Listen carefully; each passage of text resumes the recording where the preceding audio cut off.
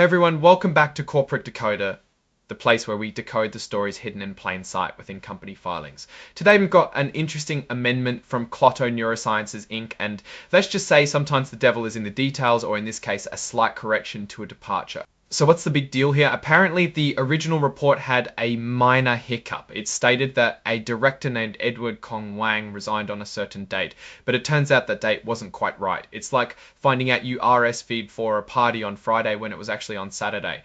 Not a world-ending event, but important for accuracy.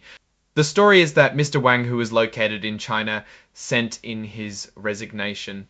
The company then reached out to him to make sure everything was clear, especially about whether he wanted to pick someone to replace him. And on that very same Monday, he confirmed he wouldn't name a successor. This is when Klotho Neurosciences decided the resignation was officially final. The original filing had marked the resignation as effective on Sunday, August 25, but the company clarified it was actually the following day, August 26. It's a small change, but it shows how important precise timing can be in these official reports. This filing is essentially an update to correct that specific detail. It confirms that Edward Kong Wang stepped down from the board on August 26, 2024. This happened when the company was still known as Anu Medical Inc. before its name changed to Klotho Neurosciences. Mr. Wang wasn't just any board member. He played a key role as both a director and chief financial officer before the company combined with another entity. He had even agreed to stay on as a representative of the company's initial sponsor, which is a pretty significant role. And importantly, on that same day, August 26, he gave up his right to nominate someone else to take his place on the board. This means the board composition will now be decided by the remaining members or the company's existing processes. Now let's quickly look at some of the other numbers in this filing. We see references to Klotho's common stock and warrants. The company's common stock trades under the ticker KAL2 and its warrants are traded under KLTAO, both on the Nasdaq stock market. This gives us a glimpse into how their securities are structured and traded. The reporting currency, as expected, is the US dollar. And the units are in shares, which is standard for stock information.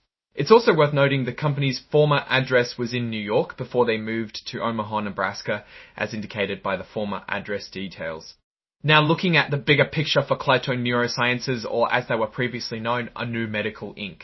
This amendment, while focused on a director's resignation date, highlights the importance of accuracy in corporate reporting. The underlying business and strategy remain the same. The change in director, and especially the waiver of the replacement right, could signal a shift in how the board views its composition and future needs. When a director who also held a key financial role steps down, and doesn't appoint a successor, it can lead to a re-evaluation of financial oversight responsibilities. It might mean the remaining board members will need to pick up the slack, or that a new search for financial talent is already underway.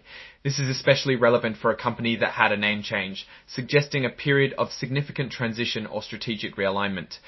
The fact that Mr. Wang was nominated by the original sponsor also gives context. His departure might indicate a cooling of that initial sponsor relationship, or a natural progression as the company matures. We don't have detailed financials in this particular amendment, but the focus on board composition and its changes is critical for understanding the governance and direction of the company.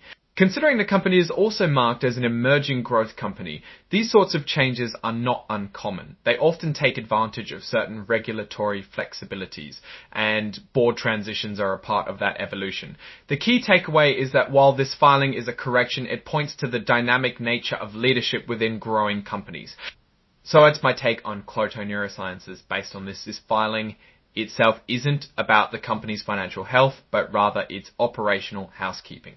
It tells us that they are paying attention to the details, even if it means correcting a previous date. The departure of someone who was both a director and CFO, and the subsequent waiver of a successor nomination, suggests potential changes in financial strategy or leadership. Investors should keep an eye on future filings to see how they fill this gap, and if the board composition changes reflect a new direction.